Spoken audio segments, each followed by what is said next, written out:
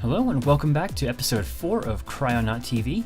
In this episode we're going to go over FM synthesis, or frequency modulation synthesis, going over a little bit about how it works, a couple things that make it special and different from like subtractive synthesis, for example. And then I'm going to show you a couple different synthesizers and how they approach FM synthesis.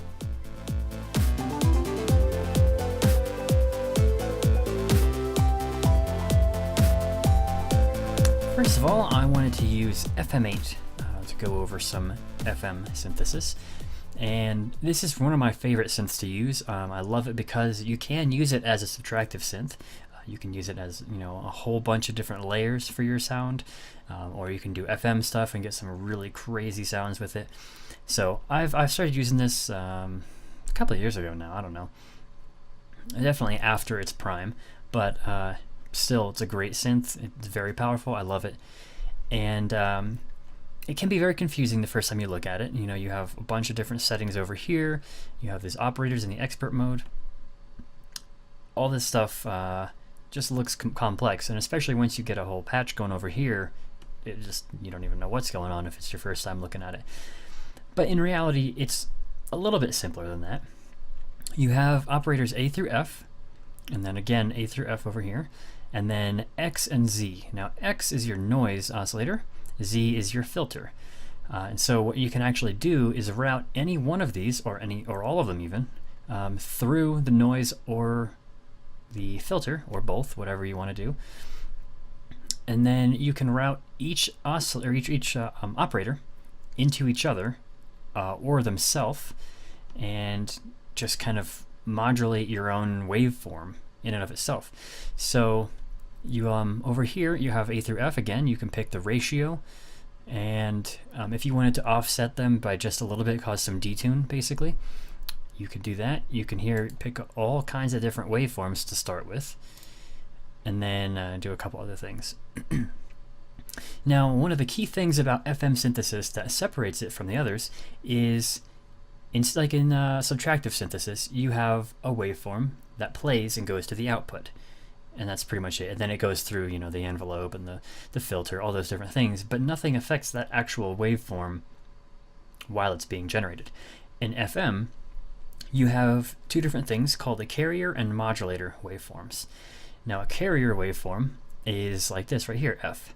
It's going to the output, which is what this is right here. So a waveform that goes to the output directly is called a carrier. It carries the sound through the whole thing. The next type is a modulator. And here is a modulator waveform. So E is modulating F. You're not going to hear the waveform of E going to the output. It's only going to change how F sounds. And so that's how FM is really mainly different. You have a bunch of different waveforms that aren't necessarily being played to go to the output. They're being played to affect other waveforms somehow. So I have a nice little chart here that sort of helps explain how this works a little bit. Don't worry about these bottom two. It's too crazy to even understand really what's happening. But basically, let's say you start with a sine wave right here. It's playing, cycling through. So that would be our F waveform, right, or F operator right here is playing just a sine wave. Then once we introduce E playing another sine wave, this is how it affects the output of FM8, the whole synth. Instead of two different sine waves playing at the same time, you have basically another sine wave playing, a smaller one that's playing twice as often as this one right here. And so the waveform still has the general shape of that first sine wave, but with another little sine wave going twice as fast. And so that's basically how FM works in modulating these other waveforms. Now, in case that didn't really make too much sense to you, I have an oscilloscope here to help kind of show you really what's going on through the output of this synth. So when I play a note now, you get a sine wave. Ignore these little glitches here, that's just it repeating on the screen here. So you have a sine wave, and this is what it basically looks like. Now, when I introduce E, you'll hear the sound change, and you'll also see the waveform change quite dramatically.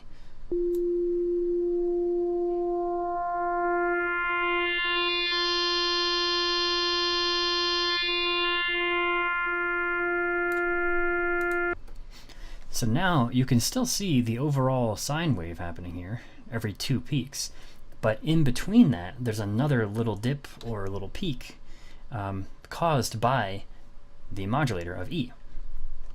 And so as you bring up the amount here, you can actually see it affect it more and more and create more and more and more peaks and valleys, and just you can see how it actually affects the waveform a lot more. And that's one of the key things about FM synthesis. You're not usually going to want to crank these all up to 100, because that's just going to turn to noise very quickly and kind of destroy your sound, which occasionally can sound good, but most of the time you really want to keep these low, so that you actually have a harmonic content to your sound. It's not just pure noise. So when you do that, let's do that at 34, it's a lot less of an effect it has on the sound, or on the waveform even. And so you can actually add more things, and multiple different modulators. You can have things affect itself, and that way, by doing all those different things, you have a very unique sound that actually still sounds good. So I mentioned that each operator can actually modulate itself, and what that looks like is you just, in FM8 at least, you do this and you can see it's going back into F. You can see the little circle, the little arrow right there. And you need to be really careful with this. This is where you can just destroy your sound into noise. And so I'll show you that real quick.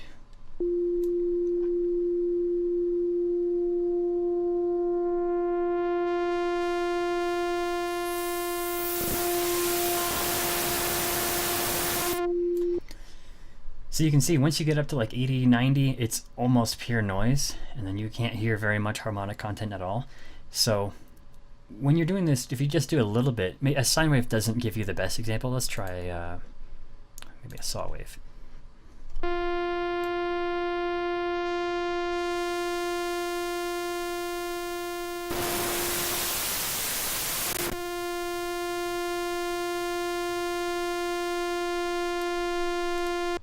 So you can't really see much of a difference in the oscilloscope, but you can definitely hear it. Even when it gets up to 10 to even 20, maybe in there, you start to hear a little bit extra buzziness to the sound, and that's just the sound modulating itself. And then once you get up higher, it starts to just ruin the sound, in my opinion. So this can be very useful in some cases, but just be very careful and only use a little bit when you do that. Put this back to sine. Now, the next thing to look at is the ratio here. This can have a huge impact on the sound. So again, we'll bring this up to like 35 or 40. Sure. You can see here it's got a very interesting waveform. So this is a good way to get your own waveforms, and then if you can export these and import them into Serum, you can have your own wavetable there and just really create cool stuff. So here is our sound with a ratio of 1. Now with FM8, this is a little bit different. It's not just an octave every 1 for the ratio, it's more exponential. So from 1 to 2 is going to be an octave, but then it's 2 to 4 is another octave, and then 4 to 8, 8 to 16, and you're up to 64. And then the same way it goes back down the other way, so 1 to 0.5 is an octave, 0.5 to 0.25 is an octave, and then 0.25 to 0.125 or whatever it is. So it's a little bit of math. So you kind of want to, I usually just stick to about 2 octaves because it's simple that way. And so how this can work is if you have, let's say 2, the sound goes to this. Because the E operator is playing at twice the speed that it was before, another whole octave higher. So it adds a lot more harmonics to the sound, and it just, you can see it changes the waveform pretty dramatically. So now if we go up to 4. Again, it's starting to look crazy here. You can't even see what's going on. And it adds a lot more higher harmonics to the sound. So if we go back to 1,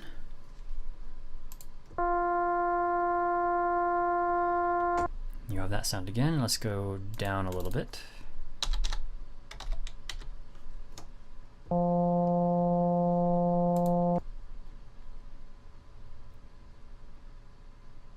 And here you can see it's still affecting the sound, but it's playing a lot slower. And we'll go one more.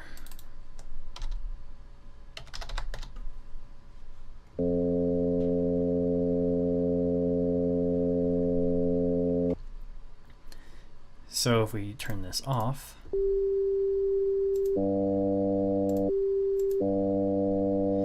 that's how it affects the sound. And so I'll bring this back up to 1. I'll gradually bring it up so you can kind of hear how the sound changes now.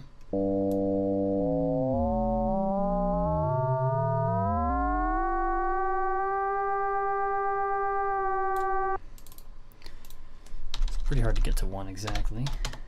But you can hear there's a lot of more metallic sounds that happen at those various ratios. And FM synthesis is very well known for its metallic sounds. Because you can get just really weird and dissonant kind of sounds because of the ratio. So definitely something to play with. You don't always want to stick to even ratios, even octaves, or half octaves, whatever it is. Maybe you want to go a little bit down sometimes, a little bit off, because that'll give you a more full sound with those extra harmonics in there. Now, at the beginning of this, I mentioned the X and Z operators as the noise and filter. So how that works is, if we get rid of this, we can route F through X. And if you click on one of them here, you can get to the actual specific one for that operator. To get back, you just go to operators over here. And then we need the output. So when we add the noise, this is what happens there.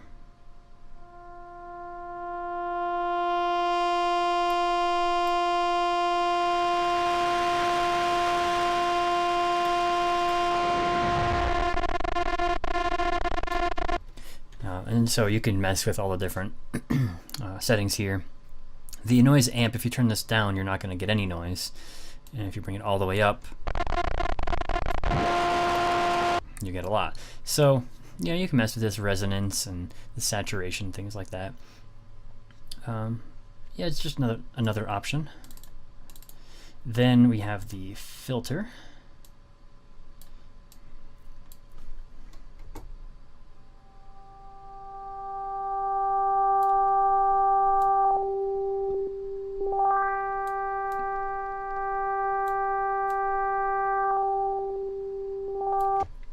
Pretty standard filter. The nice thing about it is because you have all these different operators, you can put how much you want of them to go into here. So what you can actually do is say you want this one to go straight to the output for 32, but then you want some of it to go through the filter as well. So let's change C to a saw wave.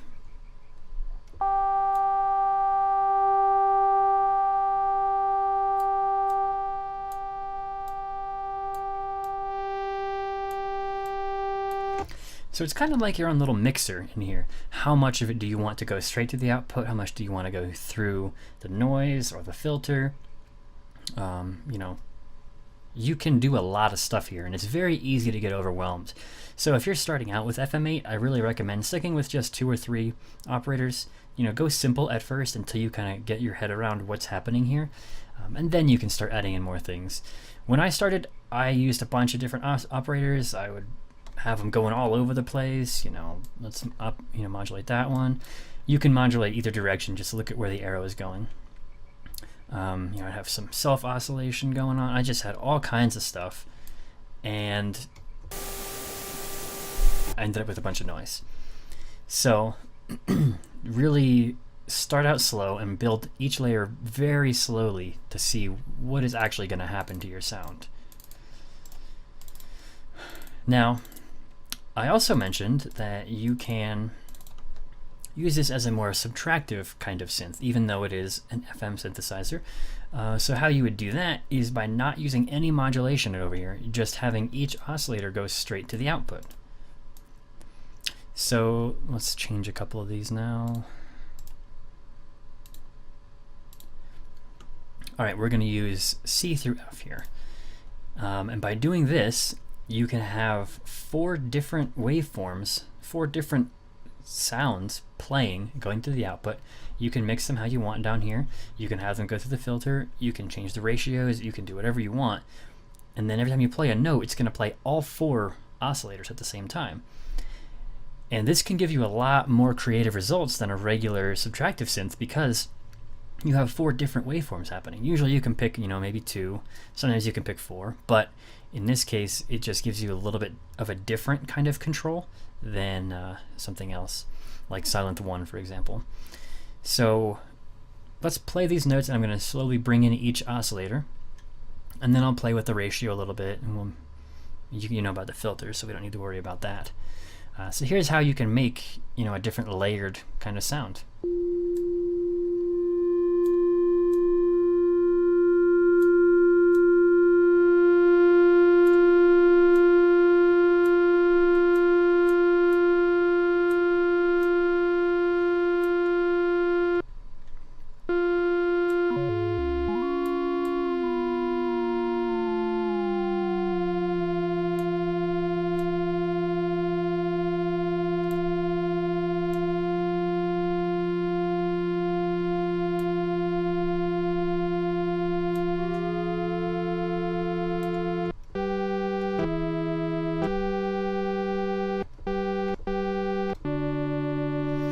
So you can make some really cool stuff here, and if you spend more time really crafting the ratios and crafting the actual levels of each thing, you can get some awesome stuff just by having them go straight to the output, not even doing any modulation.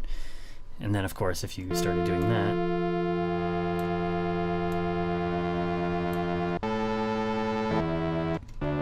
that's how you get more gritty and aggressive sounds, is when you start adding in the modulation. So definitely play with this a lot and experiment with these different kind of things. The formants are really cool too. Let's try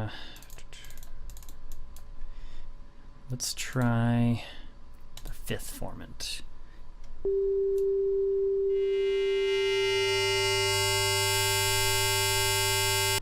Oh, I should probably reset these.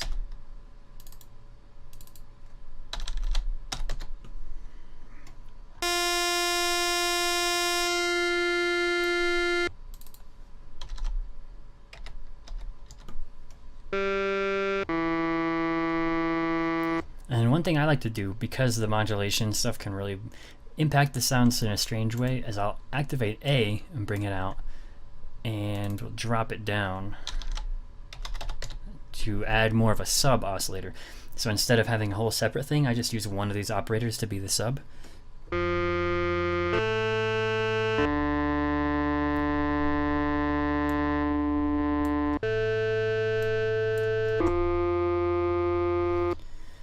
So tons of options, really cool stuff you can do here. And so another thing that we haven't even touched on here is the different envelopes. So if you come over here, you have the envelopes for each oscillator.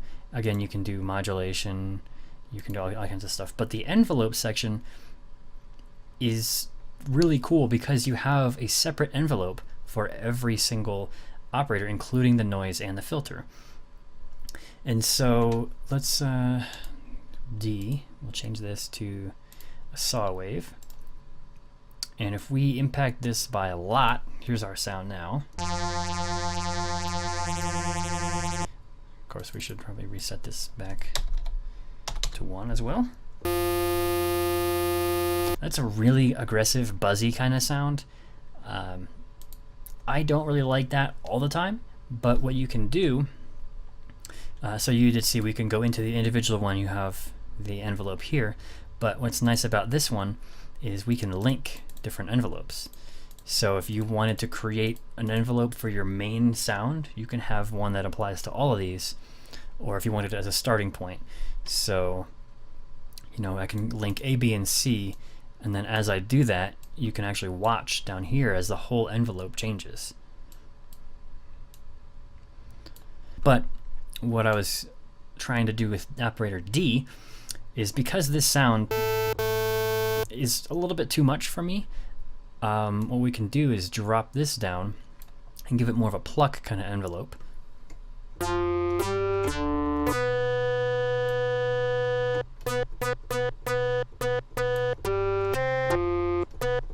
Which gives it a much more aggressive and like a bite to the attack part of the sound, but it quickly goes back to the more calming, you know, regular sound, and it doesn't, you know, destroy the whole thing all the time. It just gives it more of an attack.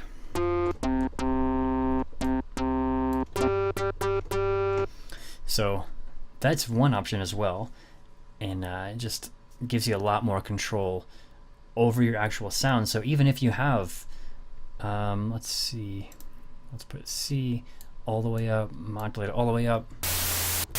We just have a bunch of noise. If we do this,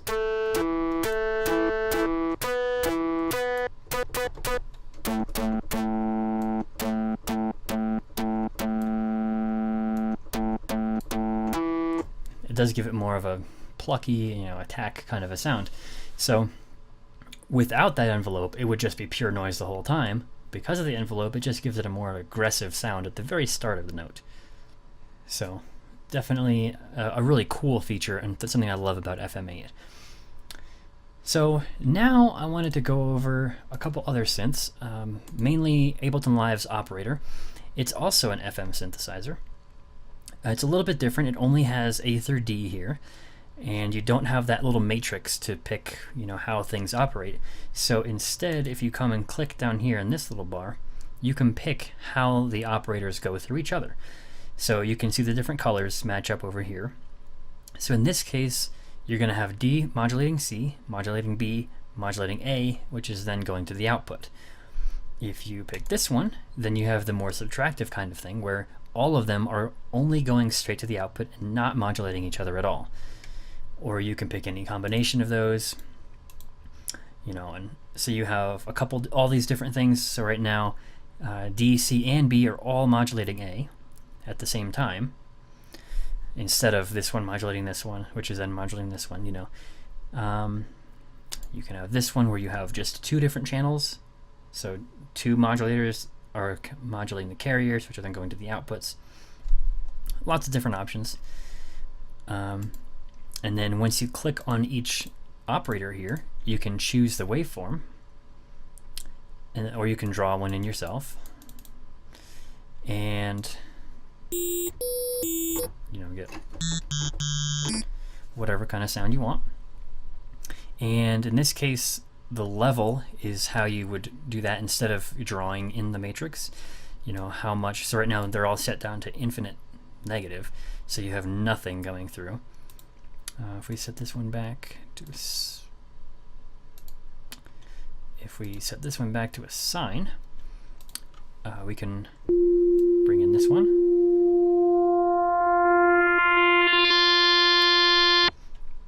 And so that way you can hear how it's modulating it.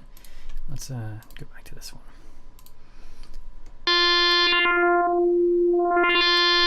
And then as we bring in the other operators, they're going to be modulating the one below it.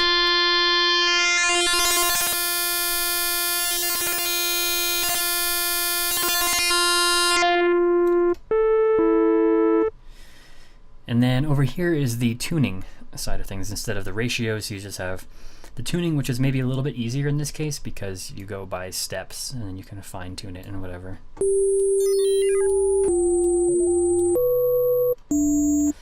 And this stuff just creates crazy sounds when you just pick random stuff in FM. So, you know, definitely mess with that as well. And if you're familiar with Ableton Live's operators and the analog synth, you have the LFO over here, you have a filter. So lots of different things you can play with. So this is just a different way of using FM. I don't want to call it simpler. It has less operators, so it's simpler in that sense of things, but the rest of it is different too, so maybe it's more complex. it's kind of up to you and which one you get more comfortable with. So the last thing I wanted to go over is Serum, because everybody uses Serum, everybody loves it. So this is a wavetable synthesizer that has a hint of FM. So if you don't want to go full FM synthesis and all these different modulation graphs and tables and whatever, you can start with a little bit by coming in here and activate both oscillators, and then down here is where you have all these different modulation things.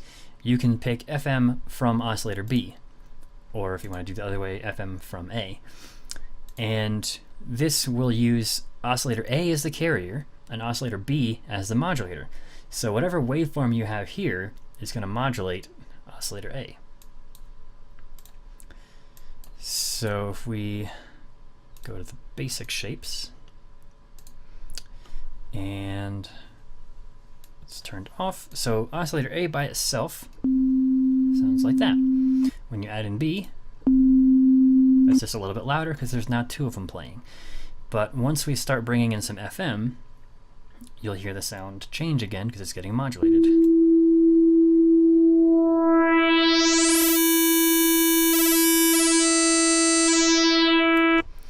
So this doesn't give you as much control as a regular FM synthesizer, but if you just want a little bit of it, maybe you don't want to get into the full thing, but you want to be able to use some FM, then this is a great way because you just have the amount. You don't really get to pick all the other ratios and all that.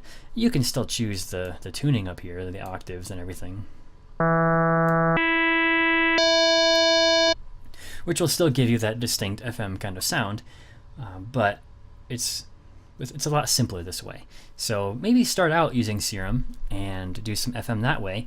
And then if you can find some good, decent sounds, then you go back into Operator or FM8 or whatever DAW you're using probably has an FM synth of some sort. Maybe it doesn't come free, but I don't know. It depends on what you use and how much, which level you bought of it. There's other ones out there. This one is by Native Instruments. So if you bought the complete Native Instruments complete thing, then this will come with it. So in a nutshell, that's FM synthesis. Obviously, there's a ton of stuff you can do with it. And, if I were to go over Subtractive, I could tell you this is kind of how you make an aggressive sound. This is how you make a soothing kind of sound. FM, you can't really do that. It's a lot more complex.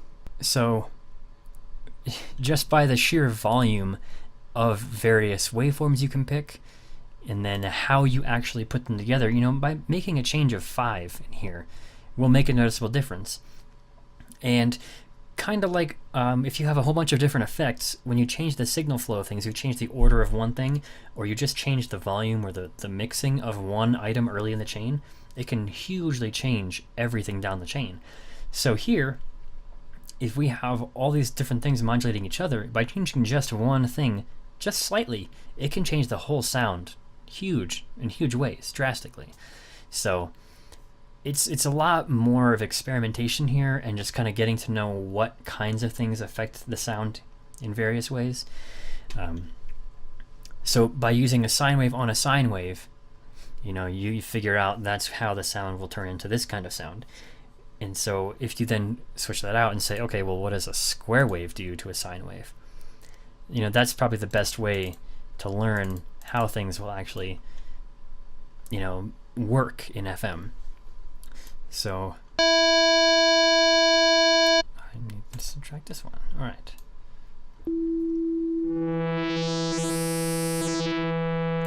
So, pick a square wave and do that, and then pick a saw wave.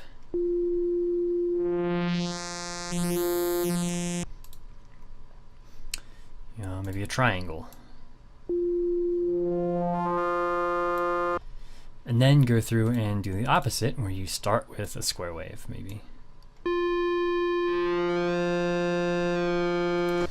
And just kind of get a feel for what kind of sounds you like as a bass. And then from there, maybe add in a couple more oscillators or operators, and just add a little bit at a time and see, you gotta be light-handed with this stuff. If you try and just max it all out, you're gonna get noise, like I've said. So if you add in another one, let's see, so D is a sawtooth, and then just do a little bit here and a little bit there.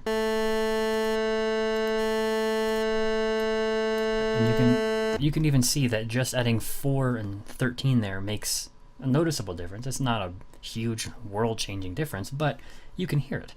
So then each one that you add in just a little bit will modify the sound just in slight ways, and so maybe you want to craft it just to get that perfect sound that you want. So definitely give FM stuff a shot, see what you can come up with, and let me know, what kind of sounds you've come up with here. Give me some examples. Let me know any issues you have with this or any struggles you have learning FM. I love using FM synthesis, so if you have any questions, let me know and I'll see what I can do to cover them for you too.